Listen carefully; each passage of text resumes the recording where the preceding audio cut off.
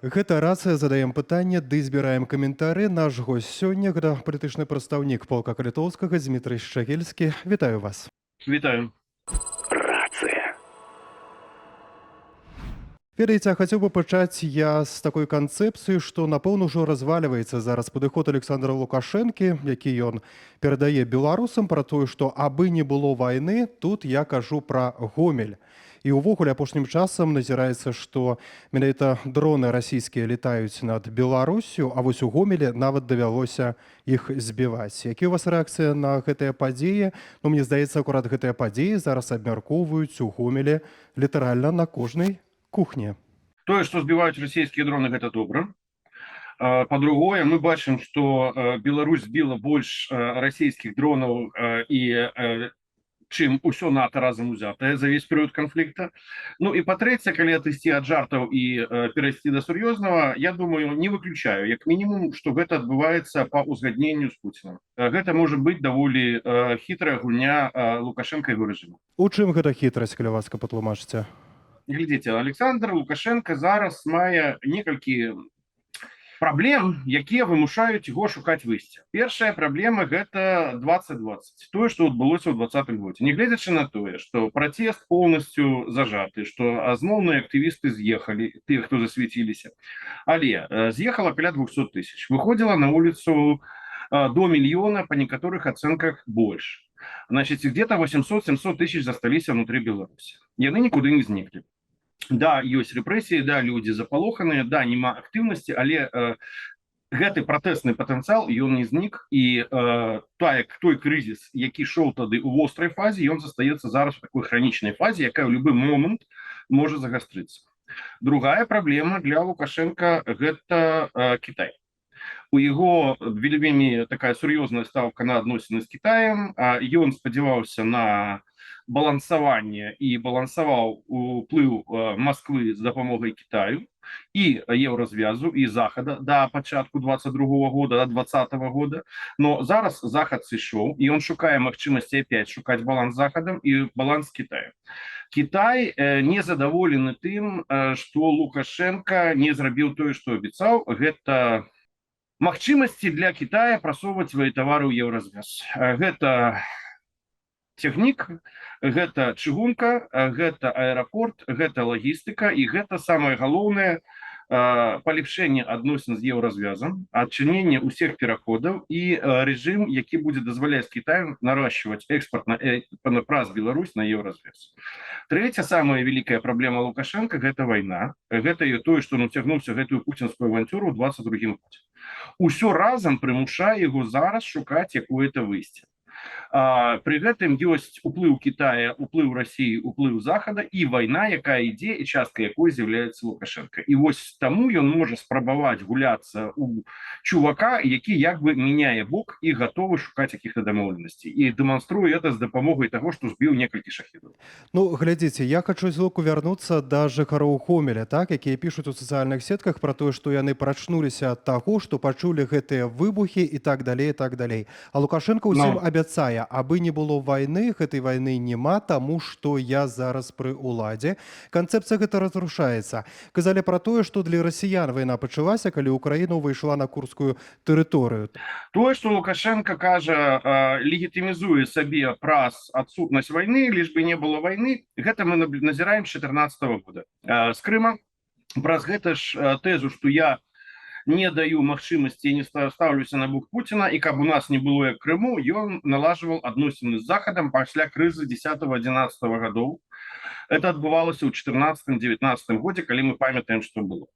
Гэтая канцэпцыя разрушаецца больш за тое. Дэ-факта я упэўнены, што беларусы павінны зразумець, што Лукашенко і вайна гэта паняцці, якія звязаны і якія не могуць быць развязаныя. Ён уцягнуў Беларусь у вайну, сам вайшоў у гэтую вайну, і яна раней ці пазней вельмі верагодна прыйдзе ў Беларусь. Не каментуюць афіцыйныя бакі абсалютна ніяк гэтую інфармацыю. І я разумею, чаму, бо з аднаго боку Пуцін, гэта расійскія дроны летаюць, а з другога боку, ну, беларусам вельмі цяжка прадаць гэтую інфармацыю. Як у гэтай сітуацыі можа Лукашенка выкручвацца, ці патрэбна яму выкручвацца ў гэтай сітуацыі ўвогуле, ці патрэбна яму нешта тлумачыць беларусам? ён вымушаны будзе нешта тлумачыць беларусам, таму што іншага выйсця яго няма. Яму трэба выходзіць з тых рамак, пра якія я казаў. Але мне падаецца, што можа больш цікава падумаць. Ведаеце, у нас какая-то лукашенко-цэнтрычная журналістыка. Можа, мы лепш паразмаўляем, што рабіць грамадству, што рабіць беларусам унутры Беларусі, якія ёсць магчымасці і сцэнары, што можа рабіць апазіцыя, што адбываецца з беларусамі, якія за мяжой Беларусі. Таму што Беларусь гэта не Лукашенко, і Лукашенко гэта не Беларусь. А на жаль, я бачу, што я журналістамі увесь час чую Лукашенко. Так, да, 30 год уже Лукашенко, і далей што. Пытанне ў том, як зрабіць, каб яго не было, а не про тое, як ён будзе выкручвацца або не выкручвацца. Ведаеце, я ўсё перажываю за тых бедных гомельцаў, якія прачнуліся ад таго, што выбухае ў іхным горадзе. Разумееце, пакуль шкло не летіць, то гэта все ерунда. Яны могуць пацікавіцца, што адчуваюць у Киеве, што адчуваюць людзі, якія жывуць у Харкаве, і ў параўнанні з гэтым тое, што адбываецца ў Гомелі, гэта нічога. Гэта вельмі непапулярная ідэя пра калектыўную адказнасць. Але насамрэч, калі адбываецца вайна, то мы бачым, што калектыўная адказнасць існуе. У чым былі вінаваты усе жыцелі Данцага, якога разбамбілі ўшчэнт падчас другой сусветнай вайны. Усе яны былі нацыстамі? Не. Все яны падтрымлівалі Гітлера? Не. Все яны былі эсэсаўцамі? Не. Значная большая частка з іх былі звычайнымі абывацеламі, якія пагіблі просто потому, што была калектыўная адказнасць за тое, што рабіла Нямецчына падчас другой сусветнай вайны. І таму беларусам, як любой нацыі, трэба разумець, што ёсць такая калектыўная адказнасць. І калі рэжым уцягвае нацыю у вайну, то гэтая вайна можа вярнуцца. І здесь перажываць, не перажываць, мне як вы падаецца, а што, дапаможа тое, што вы перажываеце, гамельчанам? Можа, што ім рабіць, лепш падумаць? Так, уласна кажучы, што ім рабіць? Нічога зрабіць нельга ўнутры Беларусі. Прадстаўнікі беларускай апазіцыі ўвесь час пра гэта гавораць, а я так разумею, вы з гэтай канцэпцыяй, з гэтым падыходам не згодныя. Калі нічога зрабіць нельга, то нахрена нам взагалі патрэбная гэтая беларуская апазіцыя? Для таго, проста каб яна была? Значыць, я упэўнены, што заўсёды можна нешта зрабіць. Па-першае, можна збегчы, калі вам не падабаецца. Па-другое, можна змагацца. Па-трэцяе, можна прыстасавацца. Па-чацвёртае, можна выбраць бок у гэтым канфлікце і падумаць пра тое, што гамельчане будуць рабіць, калі Лукашенко можа быць абвесціць мабілізацыю.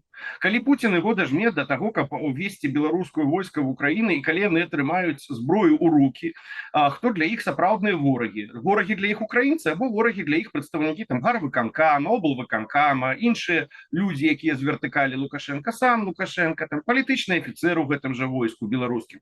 І ў каго трэба страляць і як гэтай зброі карыстацца.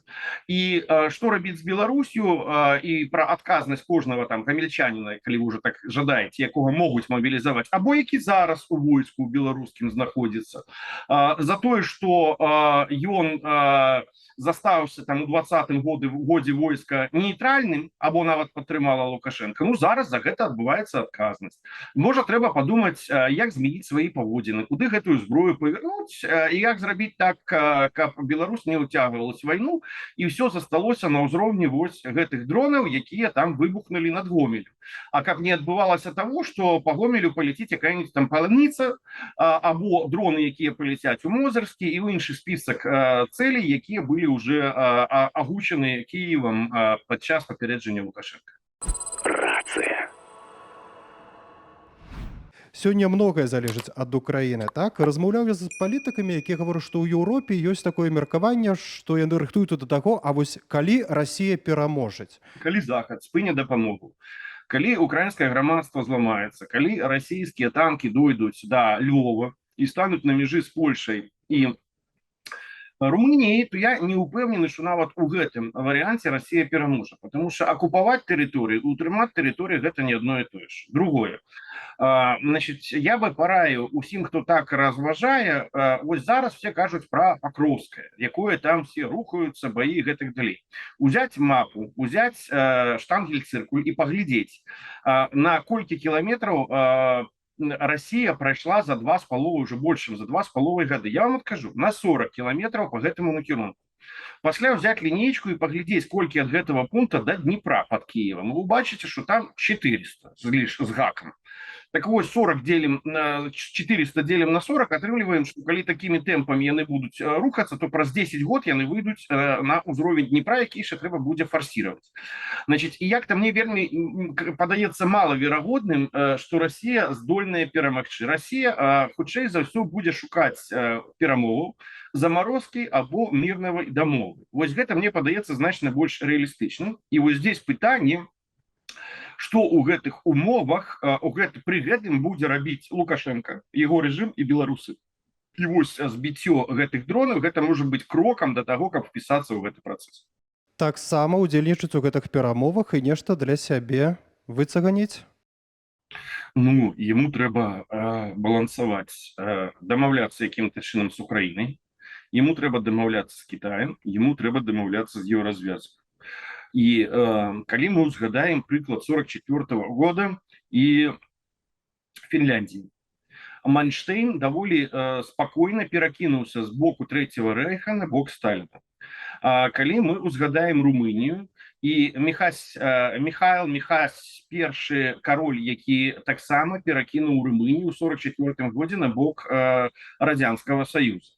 То есть такія прыклады ў гісторыі ёсць, і Лукашенко спрабуе, як я думаю, зараз шукаць магчымасці устроіцца ў гэтыя перамовы і захаваць сябе і свой рэжым. Магчыма, как піша Тышкевіч, трансфармацыі, магчыма, без трансфармацыі.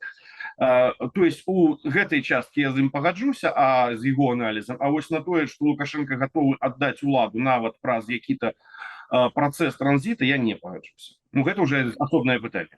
Ну і таксама прабачце мне, калі ласка, пра гэтыя фантазіі адносно таго, што Расія можа перамагчы. Я, напрыклад, у гэта вельмі не веру. Так, вы назіраеце за сітуацыяй у Курскай вобласці таксама. Ёсць у вас нейкія, можа, інсайты, нейкія інфармацыі ад украінскіх экспертаў, як вы ацэньваеце ўвогуле, бо ў сродках масавай інфармацыі зноў жа самае рознае. Я ацэньваю вельмі проста. У меня няма ніякіх інсайтаў і няма ніякай асаблівай інфармацыі ад украінскіх экспертаў. Тое, што я бачу у Курскай обласці, я лічу, для мяне вельмі добры знак, які дае надзею і Беларусі. Украіна пачала мяняць стратэгію на тое, што по-ангельску indirect action. По-расейску обычно перакладаюць як непрямыя дзеянні або асіметрычны адказ. І вось гэты асіметрычны адказ, як мне падаецца, для Украіны найбольш перспектыўная стратэгія для дасягнення перамогі.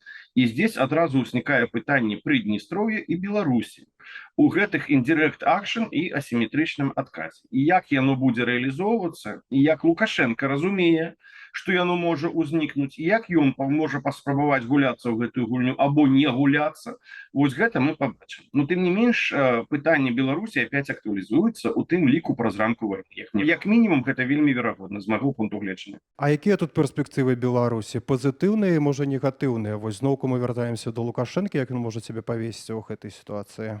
Калі Украіна і Расія будуць проста змагацца вось на том лініі фронту, які склаўся, раней ці пазней украінцы кончацца першыя, таму што москалёў больш, значна больш. Таму што у іх большая тэрыторыя, большае насельніцтва, большы мабілізацыйны патэнцыял.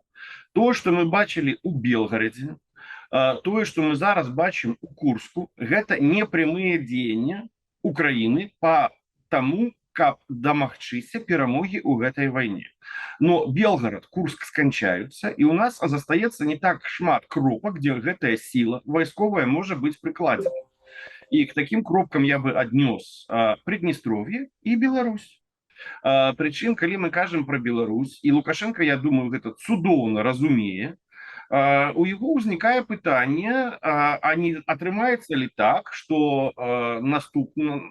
Паглядзіце, наколькі яны прадвінуліся ў Курску. А калі гэта будзе праз поўнач і ў накірунку Менску, ну, напрыклад, там полк Каліноўскага, або там к таму моманту гэта можа быць так, што ўжо і брыгада пачынае рухацца. А наколькі беларускае войска будзе аказваць супраціў гэтаму? А як будзе рэагаваць насельніцтва?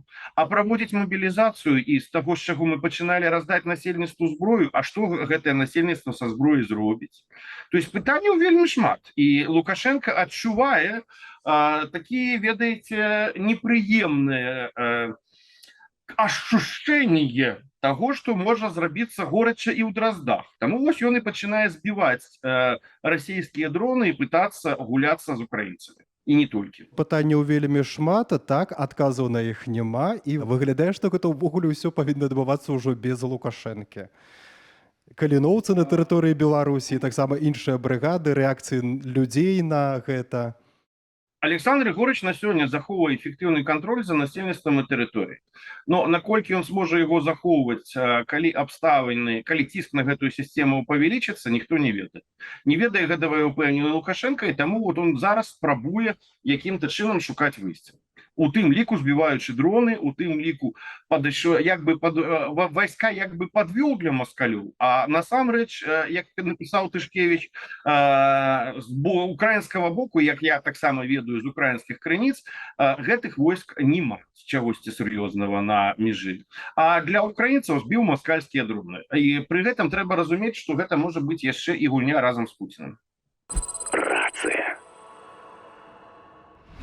Электаральная кампанія зараз у ЗША, так, і Владзімір Пуцін выказаўся у адрас адной кандыдаткі, сказаў, яна такая добрая, выдатная, яна выдатна смяецца, гэта значыць, што ў яе жыцці ўсё добра, і яна не будзе супраць Расіі ўводзіць санкцыі, як гэта рабіў папярэдні прэзідэнт з зусім іншай палітычнай фармацыі. Вось вы назіралі таксама, напэўна ж ведаеце, да, гэтыя выказванні, не ведаю, можа нейкія рэакцыі на іх у Амерыцы ёсць, ці у Амерыцы не думаюць пра Владзіміра Пуціна? І з таго майго асяроддзя, якое ёсць, ніхто на гэта не звярнуў увагу, таму што ёсць Пуцін і ёсць там Пуцін, ёсць недзе гэтая Расія, і што ён там сказаў, нікому асабліва не цікава. Відавочна, што Расія, як мне падаецца, ўсё-такі ставіць у значнай степені на Трампа, но я думаю, што яны памыляюцца. Таму што мы памятаем, што ў 16-м годзе все казалі, што вось Трамп прайграе, он взяў выйграў. Зараз апытанкі кажуць, што Трамп прайграе, ну пабачым, што будзе на выбарах, які будзе вынік галасавання. Для Беларусі, на маю думку, для нас было магчыма лепш, каб выйграў Трамп. Таму што я разумею, што ён спадзяецца як такі чувак з Брукліна, з канстракшн бізнеса, які прызвычаіўся, паехаў, парышаў, дамовіўся, што ён паедзе дамовіцца, парышае з Пуціним, но я думаю, што ён не парышае і не дамовіцца. І вось тады могуць быць цікавыя сцэнары у тым ліку для Беларусі. Таму што калі застаецца дэмакратычны прэзідэнт, прадстаўнік дэмакратычнай партыі, то мы не пабачым ніякіх новых падыходаў да Беларусі. Мы будзем бачыць працяг той жа палітыкі, прычым са спадам цікавасці як да Беларусі, так і да беларускіх дэмакратычных сілаў, так да, напрыклад, да сродкаў масавай інфармацыі незалежных. Я думаю, што і радыёрацыя, і вы цудоўна ведаеце, як памяншаецца фінансаванне, як памяншаецца цікавасць, і ўсё гэты тренд не пераломіцца. Трамп абяцаў з Пуцінам дагаварыцца, але ж як ён гэта зробіць? Ну, рэальна, якія ў яго ёсць інструменты для гэтага? Яго ёсць для гэтага інструмент, ён соберэцца і паедзе да Пуціна. Будзе з ім сустракацца і скажа: Володя, давай запыняйся, давай отводь войски, давай там мы с тобой отчиним полночный поток, опять будешь гандляваць газом. Его ёсць шмат чаго прапанаваць, но я думаю, что Владимир Владимирович не запыніцца, войски не отведзе, і тады Трамп вернется и як чувак с особенностями персоналисти, скажем так мягко, адрэагуе, магчыма, даволі горача. Напрыклад, пачне пастаўляць не по 10 літакоў F-16 в Украіну, а по 300, по 400. Даст дазвол да выкарыстання зброі, дасць гэтай зброі столькі, сколькі неабходна для того, каб дайшлі не до Курска, не на 40 кілометраў там Курск просунулись, а на 400, напрыклад. Вот тады можа быць зусім другая історыя, зусім другое развіццё падзей. Дэмакраты на гэта не пойдуць абсалютна, так? Дэмакраты на гэта, па маёй ацэнкі, ніколі не пойдуць. Дэмакраты будуць працягваць сітуацыю, якая ёсць зараз. Калі Украіне зусім дрэнна, крыху падкідаваць зброі і грошай, калі Украіна пачынае перамагаць, абрызаць пастаўкі грошай і зброі. Пакідае сітуацыю такой падвешанай, збалансаванай, як яна ёсць зараз. Ну, такую гісторыю, як вы расказалі, калі Пуцін і Трамп п'юць гарэлачку і дамаўляюцца, трошачкі такая фантастычная абсалютна. Чаму? У палітыцы такое бывае? Я не казаў пра гарэлачку, але вы можаце ўзгадаць, што Пуцін, калі не памыляецца, у Фінляндіі у свой папярэдні прэзідэнцкі срок сустракаўся з Пуціным, калі не памыляюся, у Фінляндіі, і тады выйшаў вельмі задаволены вынікамі перамоў. Але я таксама нагадаю, што бан на паўночны поток таксама паклаў Трамп. І не все так было проста у іх адносінах. Гарэлачку я не ведаю, будуць яны піць или нет, наколькі я ведаю, Трамп не п'е взагалі, то есть зусім, таму я сумняваюся, што там будзе якая-то гарэлачка. Ну так, бачыце, грошы важнейшыя за эмоцыі атрымліваецца. Вы зразумелі тое, што я думаю, што будзе рабіць Трамп. Это не значит, што ён будзе рабіць. Это я думаю, што ён будзе рабіць. Но ёсць формула, па якой вызначаюцца нацыянальныя інтарэсы ў любой краіне. Стратегія мацнейшая за палітыку, а палітыка мацнейшая за бізнес, то есть за грошы. У гэтай пірамідзе грошы якраз у самым нізе. Хаця наколькі, і мне падаецца, што Пуцін гэта цудоўна разумее. Наколькі гэта разумее Трамп, я не ўпэўнены. Рацыя. Спадар Дмітрый, дзякуй вялікі за размову. Ведаеце, далей бы пра святы хацеў пагаварыць. Тут у нас у Беларусі, між іншым, рыхтуецца такое свята. Нейкія ёсць у вас думкі, што там за святы яны збіраюцца святкаваць? До 17 верасня? Дзень народнага адзінства, між іншым, я пра гэта хацеў з вами пагаварыць. Ёсць ідэалагічныя акрасы, так? Я бачу, што, напрыклад, дзеці удзельнічаюць у розных такіх мерапрыемствах да гэтага свята, там са сцягамі бегаюць, прыгаюць, але таксама ёсць інфармацыі, што Александр Лукашенко хоча больш выпускаць палітвязняў менавіта вось да гэтага адзінства так званага. Мы ж мусім памятаць увогуле гісторыю гэтага свята, так? Уз'яднанне заходняй і ўсходняй Беларусі, фашысты з камуністамі паміж сабой дамовіліся. У Беларусі гэтага свята не было як свята, а после 2020 года, 17 верасня, яны ўжо, умоўна кажучы, вынеслі на шчыты. Ну, то есть так афіцыйна прапаганда гэта свята не выкарыстоўвала да 2020 года, умоўна кажучы. Ну, я з вами не пагаджуся, потому что, напрыклад, у гародні ў 90-х я жыў на вуліцы 17 верасня, яна такая існавала. У якіх гарадах Беларусі яна існавала, вуліца 17 У верасня. глыбокім яна ёсць, у заходняй Беларусі, так. У заходняй Беларусі, так. І таму, калі у чалавека была хоць якая-то цікавасць, ён мог даведацца, што гэта. Пра 17 верасня ў падручніках пісалі, хаця на гэтым проста не загастралі ўвагі і не рабілі з гэтага якіх-то ідэалагічных мерапрыемстваў. Вось гэта так. Але сказаць, што яго як бы зусім не было, я таксама не пагаджуся. Разумееце, Лукашенко спрабуе падстроіцца пад якое-то ідэалагічнае абаснаванне. Дэ-факта яму трэба сказаць, што вось я праўлю, чаму? В истории человечества есть всего два идеологичных обоснования для правления, для легитимности. Первое – это воля народа, якая явлена праз выборы, або больш традыцыйная воля Бога, якая явлена праз там монарха. Вось ён явіў Божью волю, зрабіў гэтую, напрыклад, чаму адбываецца там абряд памазання у царкве, таму што гэта ў аснове Бог, яго воля дае легітымнасць монарху правіць. Лукашенко да монарха не дацягвае, з воляй народа як-то не вельмі атрымліваецца, ну, хаця ён паспрабуе 25-м атрываць малюнак 99,9, я не ведаю, или 109,9. Но вось таму ён спрабуе падсунуцца пад якую-то ідэалагічную абаснаванне свайго правлення. І вось якое тут застаецца абаснаванне? Застаецца, ён весь час апелюе к савецкім часам і спрабуе туды падсунуцца, вось таму і 17 верасня. Но, разумееце, у савецкія часы не было выбораў, хаця там фармальна яны былі, но ідэалагічным абаснаваннем правлення была вось там ведучая роль пролетариата и новая формация, якая будавалася на марксизме. Но Лукашенко до марксизма ніяк не прысоўваецца, тому что трэба тых олігархаў, якія побач з ім паўсюль, пачынаючы собственного сына Віці, ну, наверное, если не расстрелять, то як минимум сначала раскулачить и после расстрелять.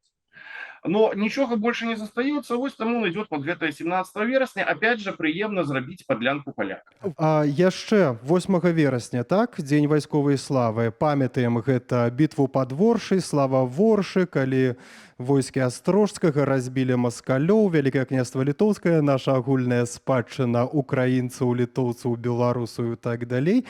Напрыканцы, ведаеце, хочаце такога пазітыву, а можа паўтарыцца акурат гэта гісторыя, усе разам беларусы, украінцы і тога маскаля пагонім да Масквы. Пора. Гэта той лозунг, які быў на паўстанні магілёўскім, які сказаў, які там гучаў, калі там выразалі весь маскальскі гарнізон за выключеннем, там, я не памятаю, 15 або 17, якіх узялі ў палон, прычым іх узялі ў палон, таму што ўжо былі маразы, і каб яны капалі магілы для тых, каго забілі. Вось тое, што вы прапанавалі, я вам адказаў, пора. Ну, але вы верыце ў такі сцэнарый, верыце ў такую тоже фантастычную трошкі карцінку? Мне ён не падаецца фантастычным. Чым больш цягнецца вайна, і з таго, з чаго мы пачыналі пра стратэгію indirect action і вот гэтых непрямых, несіметрычных адказаў, мне падаецца, што гэта абсалютна магчымы сцэнарый. Не такі ўжо ён і фантастычны. Дзякую вам вялікі за размову, дзякую вялікі таксама за пазітыў вось гэты. Дзякую вам.